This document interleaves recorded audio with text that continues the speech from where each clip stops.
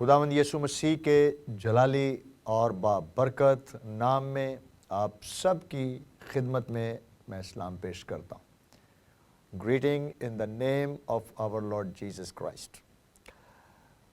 FGA Bible college ने ये सिलसिला ऑनलाइन टीचिंग का जो शुरू किया है, जिसमें हम फोकस कर रहे हैं अपने उन स्टूडेंट्स को जो FGA बाइबल कॉलेज में तालीम व तदरीस के काम में मशगूल हैं, लेकिन कोरोना वायरस की वजह से छुट्टियां हो गईं और उस वजह से बाकी की जो हमारे कोर्सेज रह गए थे उसको हम ऑनलाइन कर रहे हैं, जिसमें मैं प्रोफेसर अज़ीम रहमत आपके सामने हाज़िर हूँ और मैं आपके साथ BTH कोर्स को जो न्यू टेस्टामेंट एक्सेजीज़स है, इस कोर्स को मैं आपके साथ आज शेयर करूंगा और हम यहूदा का ख़त और गलतियों के नाम पौलुस रसूल का ख़त, इन दोनों को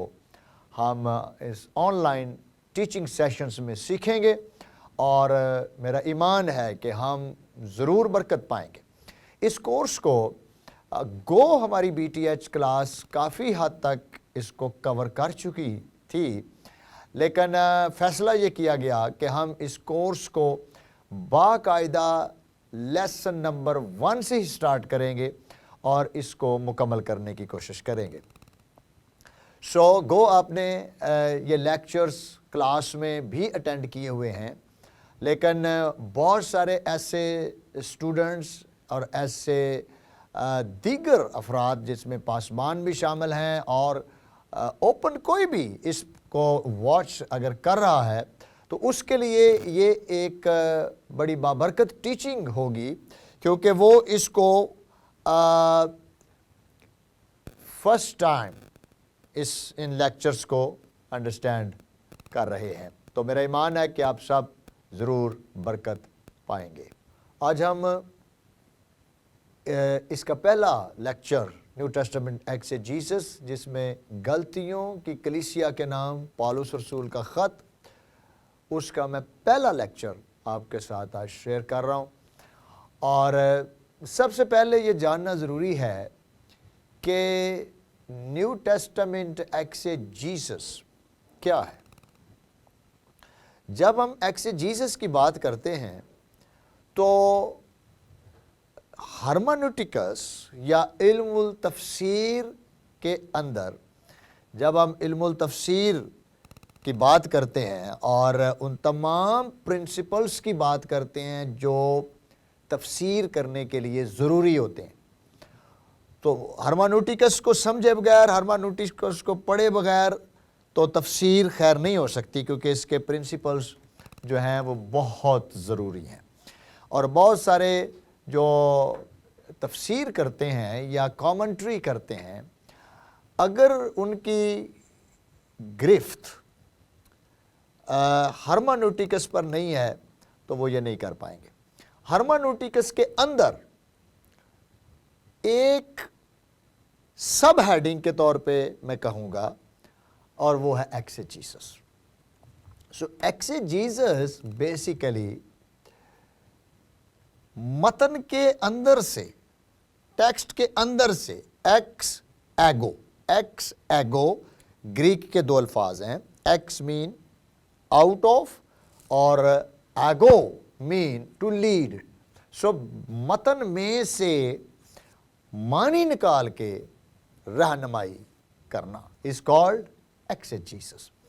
एक्सेजीज़स एक ब्रांच है जिसको हम कहेंगे कि टू अंडरस्टैंड, एनालाइज करना या analytical understanding of the text, यानी मतन और टेक्स्ट को एनालाइज करना, उसको ग्रामेटिकल एनालाइज करना, उसको सिंटैक्टिकल अंडरस्टैंड करना कि आया जो राइटर कह रहा है क्या वो बात हम समझ पा रहे हैं।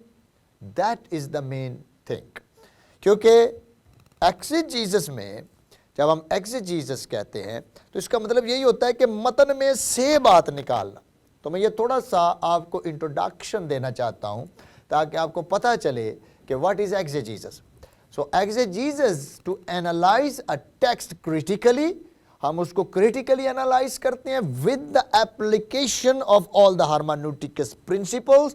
جتنے بھی hermeneuticus principles ہیں ہم ان کو اس پہ اپلائی کرتے ہیں ٹیکسٹ کے اوپر، اور اس کو اپلائی کرنے کے بعد ہم متن اور ٹیکسٹ کو اسٹڈی کرتے ہیں. اور ان کے لیے سب سے جو امپورٹنٹ چیز ہے جس کا جاننا بہت ضروری ہے وہ یہ ہے کہ ایگزیجیسس کے اندر جو اوریجنل لینگویجز ہیں ان کا سمجھنا اور جاننا بہت ضروری ہے. تو چونکہ ہمارے اسٹوڈنٹس باقاعدہ طور پر 2 سال نیو ٹیسٹامنٹ گریک پڑھتے ہیں اور پھر ہیبریو لینگویج بھی پڑھتے ہیں، اس لیے جب ہم بی ٹی ایچ میں آپ کے ساتھ جب ہم نیو ٹیسٹامنٹ میں آپ کے ساتھ نیو ٹیسٹامنٹ ایکسیجیسس کا سبجیکٹ کرتا ہوں تو بہت ہماری ہیلپ ہوتی ہے، کیونکہ تقریباً بیسکس جو ہماری نیو ٹیسٹامنٹ گریک ہے وہ اسٹوڈنٹس اس کو انڈرسٹینڈ کر رہے ہوتے ہیں.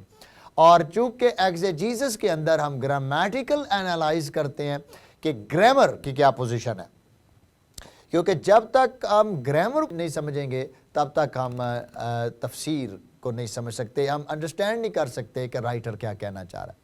تو اس لیے یہ ذہن میں رکھیں کہ ایگزیجیسس کے اندر ایک تو original language, number 2 original language کی گرامیٹیکل انالیسس، کہ ہم گرامیٹیکل اس کو انالائز کریں کہ آیا متن و ٹیکسٹ کیا کہتا ہے.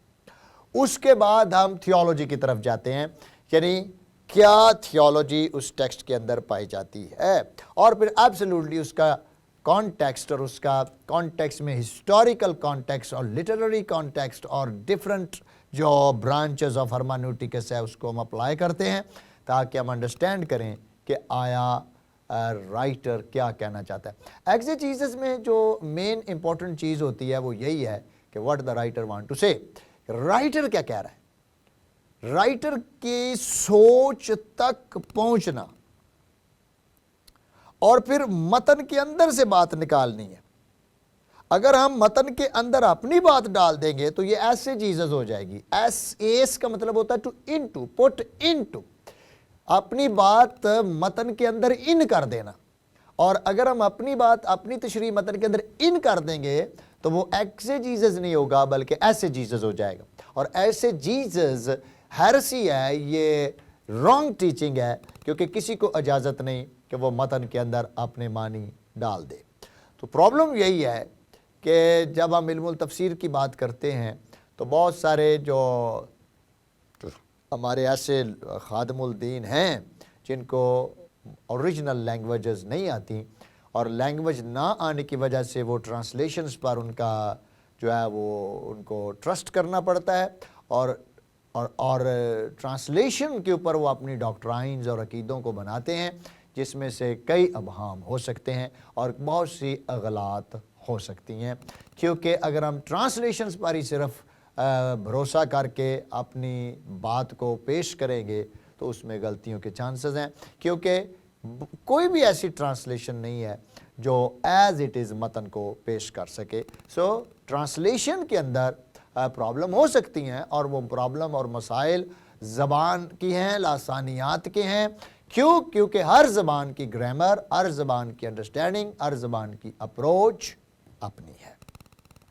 So that is a simple definition of what is exegesis and what is the meaning of exegesis, اور کس طور سے ہم اس سبجیکٹ کو سمجھ سکتے ہیں ایگزیجیسس کو.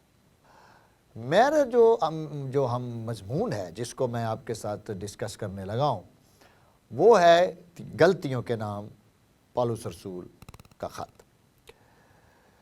غلطیوں کے نام پالوس رسول کا خط. اور میں سکرین پر آپ کے سامنے میپ آپ کو دکھا رہا ہوں، اور اس میپ کے اوپر جو میرا ماؤس پھر رہا ہے غلطیہ، یہ جو لفظ غلطیہ ہے، غلطیہ یہ ذہن میں رکھے کہ یہ روما کا صوبہ ہے، صوبہ تھا، روم کا صوبہ تھا. اور اس صوبے کے اندر آپ دیکھ رہے ہیں کہ ادھر یہ ایشیا ہے، ادھر لیکیا ہے، نیچے سائپرس ہے اور کونیم ہے، اس میں اناتاکیہ بھی آ جاتا ہے، اس میں لسترا اور درپے اور کئی دوسری، یہ درپے آ گیا، یہ لاکونیا آ گیا، لسترا آ گیا یا لسترا، آئکونیم. یہ بیسیکلی جو گلتیہ ہے یہ بیسیکلی رومن سلطنت کے اندر یہ صوبہ تھا، جنوبی علاقے میں یہ قائم تھا، اور یہ ساری جو کلیسیائیں ہیں یہ ساؤتھن سائڈ پر یہ واقع تھی.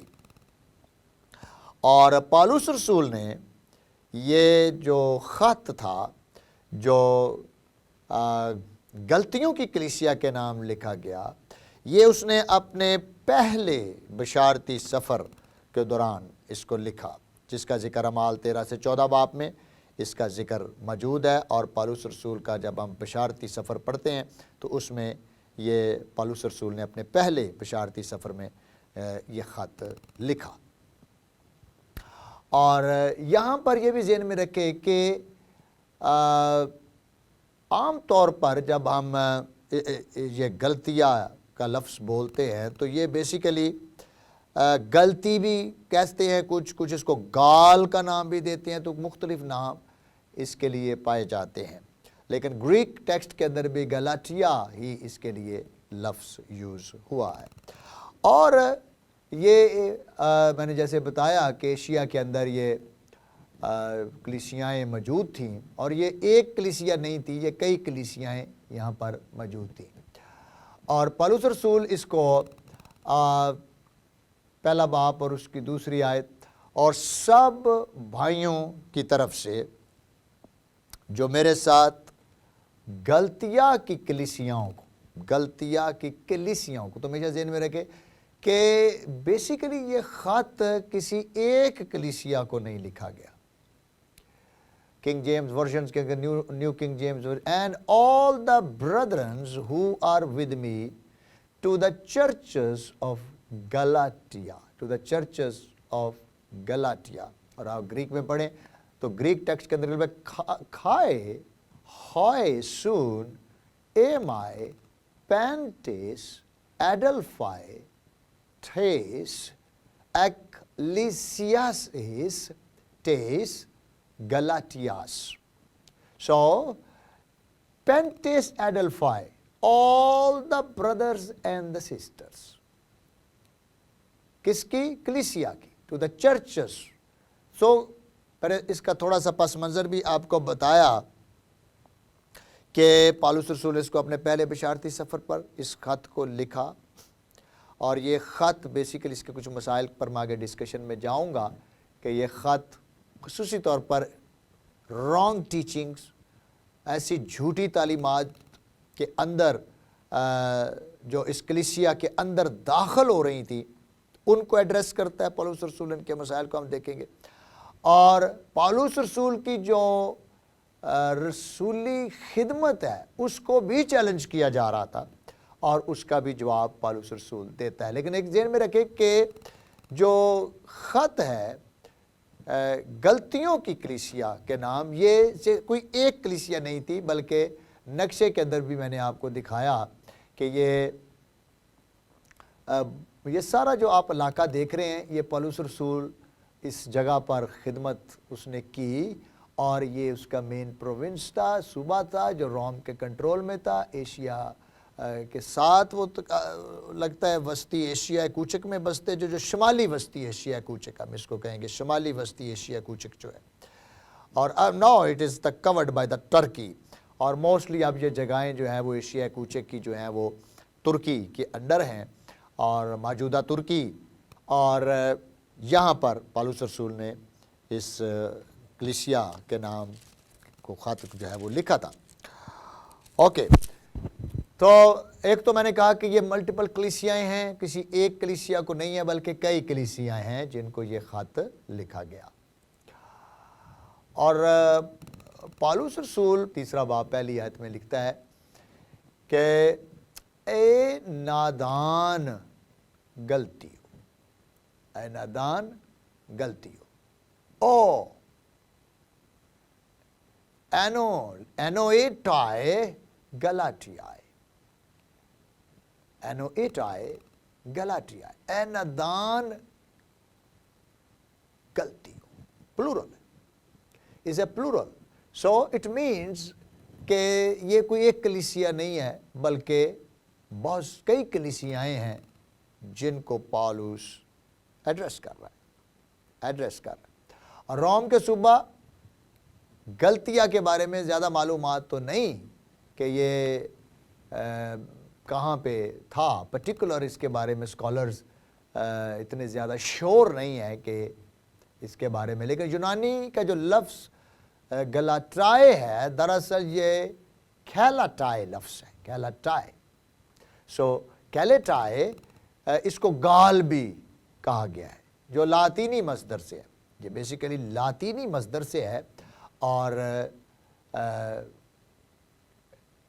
گلاٹائے نام ہے صوبے کا. اور اس جگہ کے بارے میں کچھ زیادہ معلومات معلوم نہیں ہے کہ یہ کہاں کیا اس کی اب بیک گراؤنڈز تھی. لیکن بہرحال کبھی یہ کلیسیا تھی اور یہاں پہ کئی کلیسیائیں قائم تھی. اور پالوس رسول اور کلیسیاؤں کو یہ مضبوط کرتا ہوا سوریا اور کلیکیا سے گزرا. اور ان کا ذکر اعمال 15 باب 41 آیت میں بھی پایا جاتا ہے. دوسرا تیموتھیوس 4 باب اور اس کی 10 آیت میں ذکر ہے. اعمال 16 باب اور 6 آیت میں بھی ذکر ہے کہ پالوس اس جگہ پر باقاعدہ وزٹ کرتا رہا اور اس نے ان کلیسیاؤں کو قائم کیا جس نے میں نے آپ کو پس دیا، انتاکیا، اکونیم، لسترا اور درپے.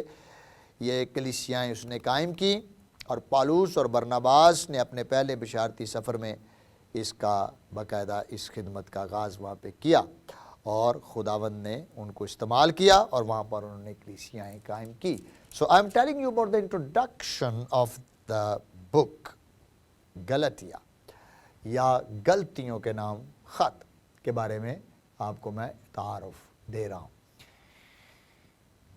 مسئلہ کیا تھا اس کلیسیا کے؟ میں کچھ پرابلمز آپ کو بتانا چاہتا ہوں because I am giving you some introduction of the book کہ اس کتاب کے اندر جو مسائل تھے یا پرابلمز تھے وہ کیا تھے. کلیسیا کے اندر ایسے لوگ داخل ہو گئے تھے جو بالکل الگ قسم کی تعلیم دے رہے تھے. وہ تعلیم نہیں تھی جو رسولوں نے دی تھی بلکہ یہ بالکل الگ تعلیم دے رہے تھے. انہوں نے گاسپل کو بدل کے رکھ دیا ہوا تھا. یہ پرابلم چل رہی تھی اس کلیسیا میں بلکہ ان کلیسیاؤں میں چل رہی تھی because the Paul is using the plural sense not a singular sense. So کہتا ہے مگر وہ دوسری نہیں، البتہ بعض ایسے ہیں، پہلا باب 7 آیت، مگر بعض ایسے ہیں جو تمہیں گھبرا دیتے ہیں، جو تمہیں گھبرا دیتے ہیں اور مسیح کی خوشخبری کو بگاڑنا چاہتے ہیں، اور مسیح کی خوشخبری کو بگاڑنا چاہتے ہیں.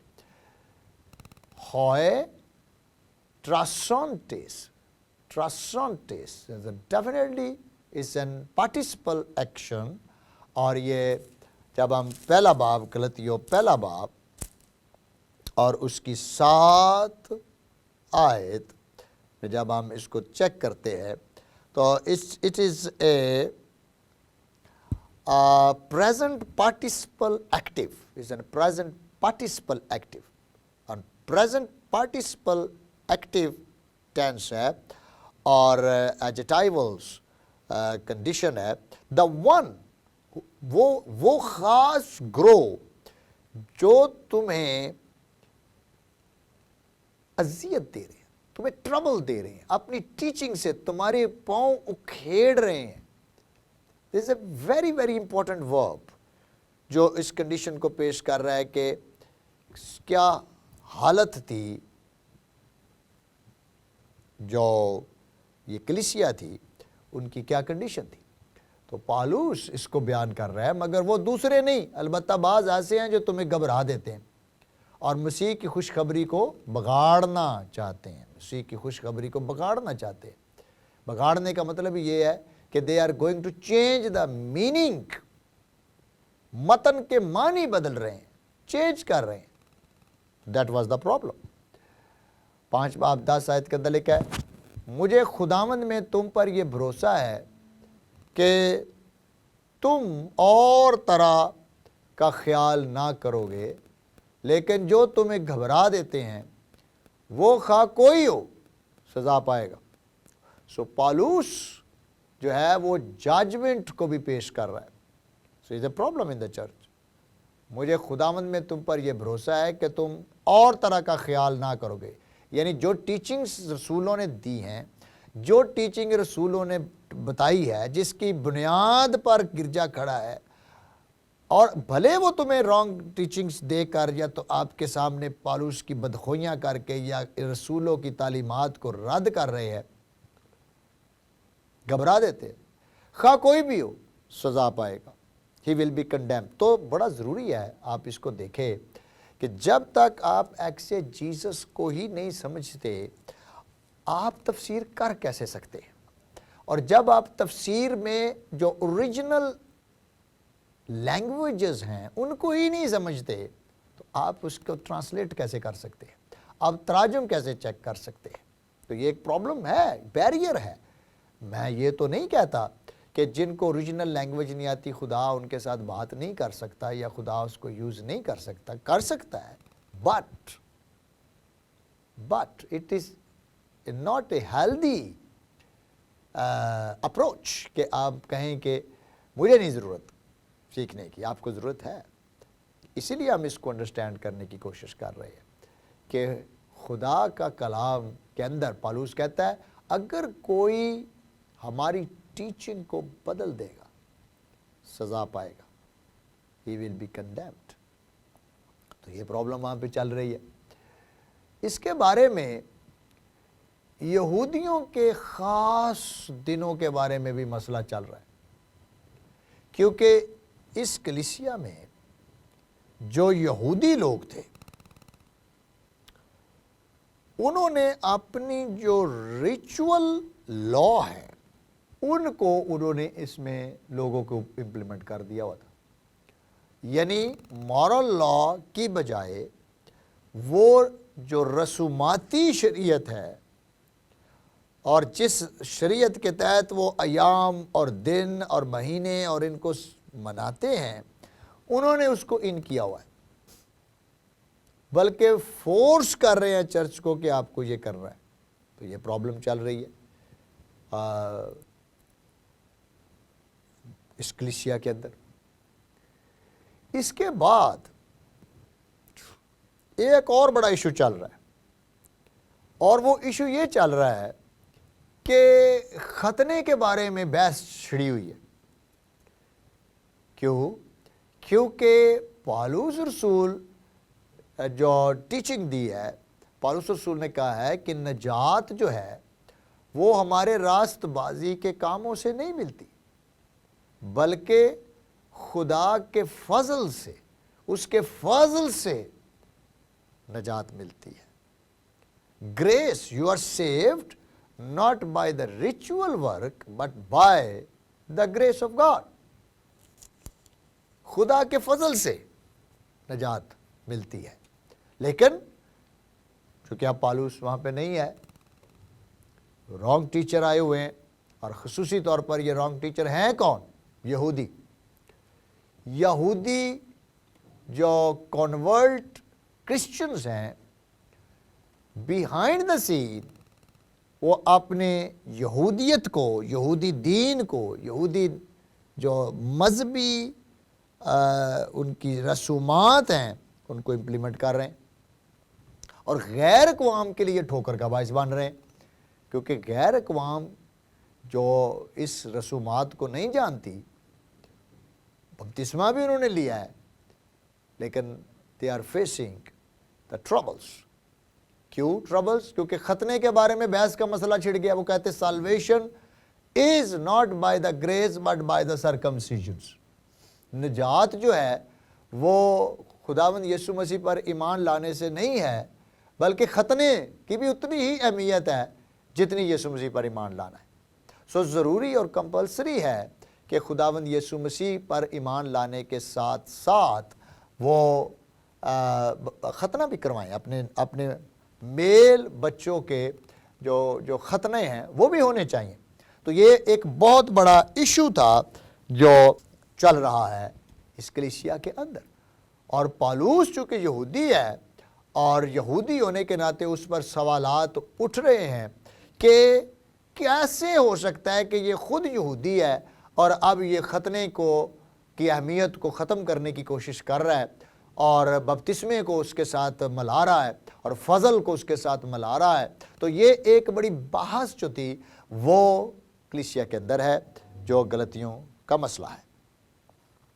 اس کے بعد طہارت بہت بڑا مسئلہ ہے، اور حرام حلال پر بحث چھڑ رہی ہے، کیونکہ یہودیوں کے نزدیک حرام حلال کا بڑا تصور ہے، اور پالوس رسول اس حرام حلال کے تصور کو بھی ختم کر رہا ہے، بلکہ وہ ہر چیز کو دعا کے وسیلے سے پاکیزہ کرنے کی طرف جا رہا ہے، اور کہہ رہا ہے کہ جو لا شریعت کے بنی اسرائیل کے اندر امپلیمنٹڈ ہیں وہ سارے لا جو ہے وہ ہم گرجے یا چرچ پر امپلیمنٹ نہیں کر سکتے، صرف مورل لا جو ہے یا اخلاقی شریعت جو ہے وہ ایز اٹ از امپلیمنٹڈ ہے، بلکہ نہ طہارت امپلیمنٹڈ ہے اور نہ حرام حلال کے کانسیپٹ جو یہودیوں کے اندر ہیں وہ زیر بحث نہیں لاتا۔ تو یہ بھی ایک مسئلہ چل رہا ہے، اور اگر ہم دوسرا باب اور 11 سے 14 آیت کا مطالعہ کریں، غلطیوں 2 باب اور اس کی 11 سے 14 آیت کی اگر ہم مطالعہ کریں تو وہاں پر وہ کیا کہتا ہے؟ پالوس لکھتا ہے، لیکن جب کیفا انطاکیہ میں آیا تو میں نے روبرو ہو کر اس کی مخالفت کی، کیونکہ وہ ملامت کے لائق تھا، اس لیے کہ یعقوب کی طرف سے چند شخصوں کے آنے سے پہلے تو وہ غیر قوم والوں کے ساتھ کھایا کرتا تھا، مگر جب وہ آ گئے تو مختونوں سے ڈر کر باز رہا اور کنارہ کیا۔ دیکھ رہے ہیں آپ، ایون کہ پترس بھی اندر سے خوف زدہ تھا۔ He was a born again Christian. He was spirit filled Christian, preaching the gospel. But پالوس کہتا ہے کہ میں نے روبرو ہو کر اس کی مخالفت کی۔ کیوں کی؟ کیونکہ وہ ڈبل سٹینڈرڈ گزار رہا تھا۔ جب وہ یہودیوں کے ساتھ مل کے کھانا کھا رہا تھا تو ان کو یہی شوق رہا تھا کہ وہ پکا یہودی ہی ہے، اور غیر قوم والوں کو چونکہ یہودی کو اتنا اچھا نہیں سمجھتے تھے، اور غیر قوم والوں کو تو بلکہ وہ برا سمجھتے تھے، تو جب غیر قوم کلیسیا کے اندر شامل ہو گئیں تو پالوس نے دیکھا کہ پترس تو غیر قوموں کے سامنے نہیں آ پا رہا، وہ غیر قوم والوں کے ساتھ کھایا کرتا تھا، مگر جب وہ آ گئے یعنی مختون آ گئے جو یہودی تھے ان کے ڈر سے باز رہا۔ تو that was a problem in the church, جس کو پالوس ایڈریس کرے گا۔ کس طور سے اس کلیسیا کے اندر یہ پرابلم یا مسئلہ چل رہا تھا۔ پہلا باب اور اس کی 6 آیت میں لکھا ہے کہ کچھ مسیحی اپنے عقیدے سے ہی بدل گئے تھے۔ Horrible. Some Christians even, they are going to change their doctrines, their beliefs. اور یہ سیڈ پارٹ ہے کہ آج بھی اگر درست ایگزیجیسس نہ ہو، اگر ایگزیجیس کرنے والا بندہ کوالیفائی نہیں ہے اور اس کو ایگزیجیسس پرنسپلز کی سمجھ نہیں ہے تو خطرہ ہے، بالکل تھوڑا ہی نہیں بہت خطرہ ہے کہ لوگوں کے عقیدے اور ڈاکٹرائنز تک چینج ہو سکتی ہیں۔ اور پیچھے ہم پڑھ کے آ رہے ہیں پالوس نے کیا کہا؟ سزا پائیں گے۔ جو کوئی متن یا ٹیکسٹ کو بدل دے گا، اس کے معنی بدل دے گا، اس کے میننگز بدل دے گا، سزا پائے گا۔ 5 باب اور اس کی 4 آیت کے اندر اگر آپ دیکھیں تو وہاں پہ کیا لکھا ہے؟ تم جو شریعت کے وسیلے سے راست باز ٹھہرنا چاہتے ہو مسیح سے الگ ہو گئے اور فضل سے محروم، فضل سے محروم۔ تم جو شریعت کے وسیلے سے راست باز ٹھہرنا چاہتے ہو مسیح کے سے الگ ہو گئے، مسیح سے الگ ہو گئے اور فضل سے محروم ہو گئے، فضل سے محروم ہو گئے۔ تم جو شریعت کے وسیلے سے راست باز ٹھہرنا چاہتے ہو مسیح سے الگ ہو گئے اور فضل سے محروم ہو گئے۔ یہودی ٹیچروں کے ساتھ اور یہودی جو کانورٹ کرسچن ہے جو مسئلہ پیدا کر رہے ہیں چرچ کے اندر، ان کے ساتھ پالوس رسول بات کر رہا ہے کہ اگر تم نے شریعت ہی کے وسیلے سے نجات پانی ہے تو پھر تم خدا کے فضل سے محروم ہو گئے۔ So if you are going to apply the ritual law یا سوشل لا، دیکھیے سوشل لا کے اوپر اگر ہم بات کریں، پہلے ڈاکٹرائن آف کاوننٹس جب ہم نے پڑھی تھی تو ڈاکٹرائن آف کاوننٹس میں نے آپ کو سکھایا تھا کہ کس طور سے یہودی ان قوانین کی حفاظت کرتے تھے، ان کی تابع داری کرتے تھے، جس میں سے ریچول لا، مورل لا، سول لا، اور ظاہر سول لا تو ہر ملک کے اپنے اپنے، اب یہودیوں کی طرح تو ہمیں ضرورت نہیں ہے کہ ہم ان کے دستور یا ان کے کانسٹیٹیوشن پروسیس کو فالو کریں۔ We are Pakistani and we are going to obey our Pakistani law. ہم اپنے پاکستانی قوانین کی تابع داری کر رہے ہیں، نہ کہ اسرائیل کے قوانین کی تابع داری کر رہے ہیں۔ پالوس اس پرابلم کو چرچ سے نکالنا چاہتا تھا کہ ڈونٹ امپوز یور اون لا آن دا جینٹائلس، غیر اقوام کے اوپر آپ اپنے لا کو امپوز نہ کریں، اور that was the problem in the church. اور ایک اور مسئلہ جس کو، یہ سارے پرابلمز ہیں جو میں آپ کے ساتھ ڈسکس کر رہا ہوں تاکہ ہمیں پتہ چلے کہ this is just an introduction of the book of Galatians, تاکہ آپ کو سمجھ آئے کہ غلطیوں کی کلیسیا کے اندر جو مسئلے تھے وہ کیا تھے جن کو وہ ایڈریس کرنا چاہتا ہے اور جس کی ہم ایگزیجیسس کو سمجھیں گے۔ پہلا باب اور اس کی 8 آیت کے اندر پالوس کہتا ہے لیکن اگر ہم یا آسمان کا کوئی فرشتہ بھی اس خوشخبری کے سوا، کس خوشخبری کے سوا؟ اس خوشخبری کے سوا جو ہم نے تمہیں سنائی، کوئی اور خوشخبری تمہیں سنائے تو مالعون ہو، لعنتی ہو یا لعنت ہو اس پہ۔ It's a serious matter, very serious matter۔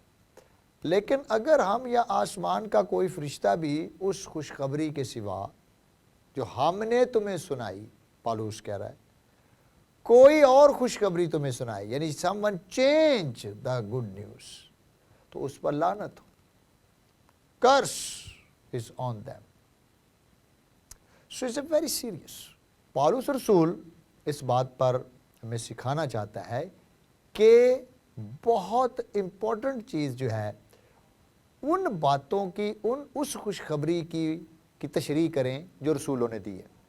اس کے علاوہ اگر کوئی اس خوشخبری کو، وہ چاہے وہ دنیا میں سے تو کوئی بھی شخص ہونے کے علاوہ، وہ کہتا ہے چاہے کوئی فرشتہ بھی کیوں نہ ہو، آسمان سے کوئی فرشتہ بھی اتر کر اس گاسپل کو چینج کرنے کی کوشش کرے تو اس پر لعنت ہو۔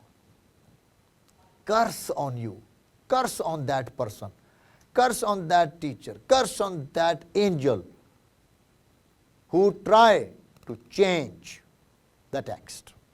very serious matter، very serious matter جو پالوس رسول اس کلیسیا کے اندر اس معاملات کو ایڈریس کرنے کی کوشش کر رہا ہے تاکہ ہمیں سمجھ آئے کہ ہمیں متن کو چینج نہیں کرنا بلکہ متن کو سمجھنا ہے، متن کو پڑھنا ہے۔ 5:10 میں کہتا ہے مجھے خداوند میں تم پر یہ بھروسہ ہے کہ تم اور طرح کا خیال نہ کرو گے، لیکن جو تمہیں گھبرا دیتا ہے وہ خواہ کوئی ہو سزا پائے گا، کوئی ہو سزا پائے گا، جیسے ہم نے اس آیت کو پہلے بھی دیکھا ہے۔ کہ بی کیئرفل، اور چرچ بی کیئرفل، بہت محتاط رہیں. جو بھی سرمن اور ٹیچنگ سنتے ہیں ایز اٹ از اس کو قبول نہ کریں، بلکہ اس کو چیک کریں، اس کو دیکھیں، اس کی ویلیویشن کریں کہ آیا یہ اس پر ایمان لانا چاہیے، نہیں لانا چاہیے، یا اس کے ٹیچنگ کی اپروچ جو ہے وہ کیسی ہے، اور ہرمانوٹکس پوائنٹ آف ویو سے کیسی ہے، اور ایکسیجیٹیکل کیسی ہے، تاکہ دیکھا جائے کہ کس طرح یہ تشریح ہو رہی ہے. 4 باب اور 16 آیت کے اندر پالوس لکھتا ہے مسیح پالوس رسول کو اپنا دشمن سمجھنے لگ پڑے تھے. مسیحی جو تھے وہ پالوس رسول کو اپنا دشمن یہ ایک اور کریٹیکل ایشو چل پڑا تھا. ایسی انہوں نے وہاں پہ نیگیٹو پالیٹکس کا آغاز کیا کہ چرچ کے لوگ پالوس کو ایون کہ اپنا دشمن سمجھنے لگ پڑے تھے کہ یہ ٹھیک نہیں ہے، ٹھیک نہیں ہے. تو 4:16 میں وہ کیا کہتا ہے؟ تو کیا تم سے سچ بولنے کی سبب سے میں تمہارا دشمن بن گیا ہوں؟ پالوس کہتا ہے کہ میں تمہارے ساتھ سچ بول رہا ہوں، اور کیا سچ بولنے کی وجہ سے میں تمہارا دشمن بن گیا ہوں؟ یہ یونانی تھے مگر یہودی انجیل کے اندر یہودیت کا رنگ ڈال رہے تھے. یعنی جو گریک تھے، ایک تو گریک لوگ بھی تھے جو کنورٹ ہوئے ہوئے تھے اور کرسچن تھے، لیکن گریک یہ بھی کر رہے تھے کہ وہ یہودی انجیل کے اندر یہودیت کا رنگ بھی ڈال رہے تھے. یعنی جیوش لوگ جو تھے ان میں اور گریک میں ایک قسم کی کنٹروورسی چل رہی تھی، اور یہ جو ان کے اندر یہ مس انڈرسٹینڈنگز ڈیولپس تھی کہ یہودی پوری کوشش کر رہے تھے کہ ہم ایک ایسی گاسپل بنائیں، ایسی انجیل انٹروڈیوس کرائیں جو یہودیت کو پروموٹ کرے، جو بتائے کہ یہودی دین اور یہودی مذہب ہی بالکل ٹھیک مذہب ہے. they were doing that. لیکن پالوس رسول اس ساری رانگ ٹیچنگ کو نہ صرف رد کر رہا ہے بلکہ اس کو بہتر ڈائریکشن میں بھی موو کر رہا ہے. روح اور شریعت کی جنگ کے بارے میں پالوس لکھتا ہے، اور یہ بھی مسئلہ تھا جو اس کلیسیا کے اندر رائج تھا. اور پالوس کہتا ہے 5 باب پہلے بات 5 باب 13 میں لکھتا ہے پالوس غلطیوں 5:13، اے بھائیوں اور بہنوں، تم آزادی کے لیے بلائے تو گئے ہو، مگر ایسا نہ ہو کہ وہ آزادی جسمانی باتوں کا موقع بنے، بلکہ محبت کی راہ سے ایک دوسرے کی خدمت کرو. گو تمہارے پاس فریڈم ہے، گو تمہارے پاس چوائس ہے، فریڈم چوائس ہے، مگر ایسا نہ ہو کہ وہ آزادی جسمانی باتوں کا موقع بنے، بلکہ محبت کی راہ سے ایک دوسرے کی خدمت کرو.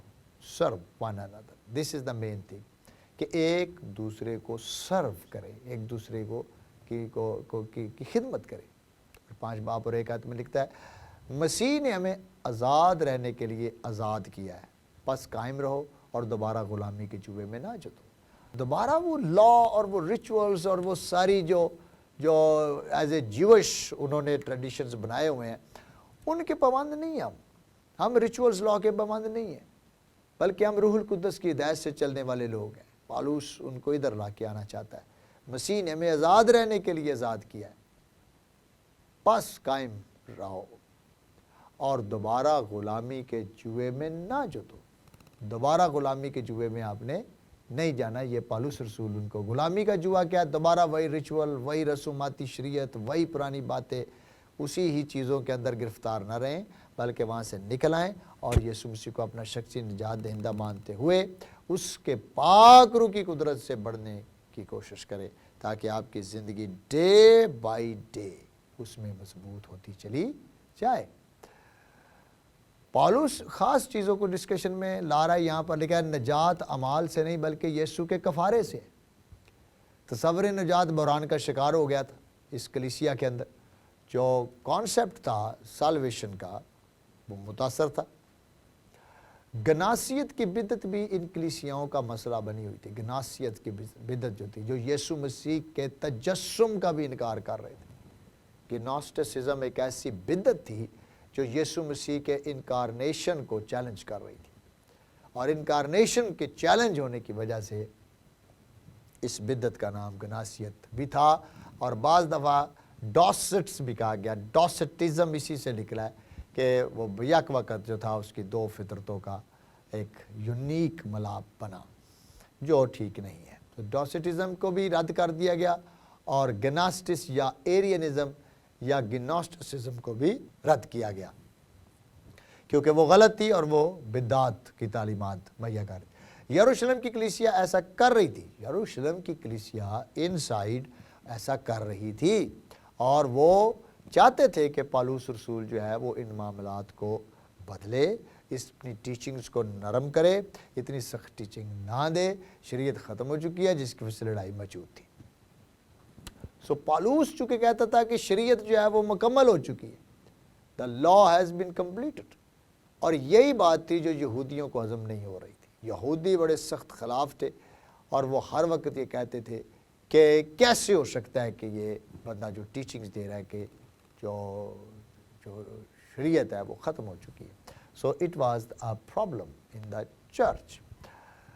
پھر 5 باب 13 سے 15 آیت میں کیا کہتا ہے؟ اے بھائیو اور بہنوں، تم آزادی کے لیے بلائے تو گئے ہو، مگر ایسا نہ ہو کہ وہ آزادی جسمانی باتوں کا موقع بنے، بلکہ ساری شریعت پر ایک ہی بات سے پورا عمل ہو جاتا ہے، یعنی اس سے کہ تو اپنے پڑوسی سے اپنی مانند محبت رکھ. لیکن اگر تم ایک دوسرے سے کو کاٹتے اور پھاڑتے ہو کھاتے ہو تو خبردار رہنا کہ ایک دوسرے کا ستیہ ناش نہ کرو. ایک دوسرے کا ستیہ ناش نہ کرو.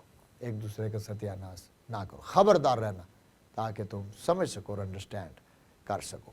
خداوند یسوع مسیح کا جو کام تھا پالوس کو وہاں بھیجنا اور روح القدس کی قدرت اور ہدایت سے اس کلیسیا میں خدا کی خدمت کرنا، اور بالآخر اس دور میں یہ ایک مضبوط کلیسیا بنی.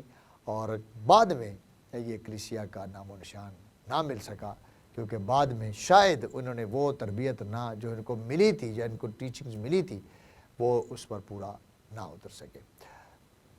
سو میرے عزیزوں، میں آج اس کو اپنے فرسٹ لیکچر کو جو میرا ایک تعارفی لیکچر چل رہا ہے یہاں پہ کلوز کرتا ہوں. اور میری دعا ہے کہ یہ ٹیچنگ آپ کے لیے برکت کا باعث بنے، آپ کے ذہنوں کو خداوند کھولے تاکہ آپ کتاب مقدس کو سمجھ سکیں اور برکت پا سکے اور ہمارا خداوند یسوع مسیح عزت اور جلال پائے. خداوند آپ سب کو لیٹس پرے. خداوند ہم تیرا شکر کرتے ہیں آج کی ساری ٹیچنگ کے لیے جو ہم نے غلطیوں کی کلیسیا کے نام پر اس رسول کے خط کے لیے کی ہے. توفیق بخش کے یہ ساری ٹیچنگ سننے والوں کے لیے برکت کا باعث رہے، بہت ساری روحیں تیری بادشاہت کا حصہ بنے اور تیرا نام عزت اور جلال پائے. خدا باپ، خدا بیٹے، خدا روح القدس کے نام سے آمین.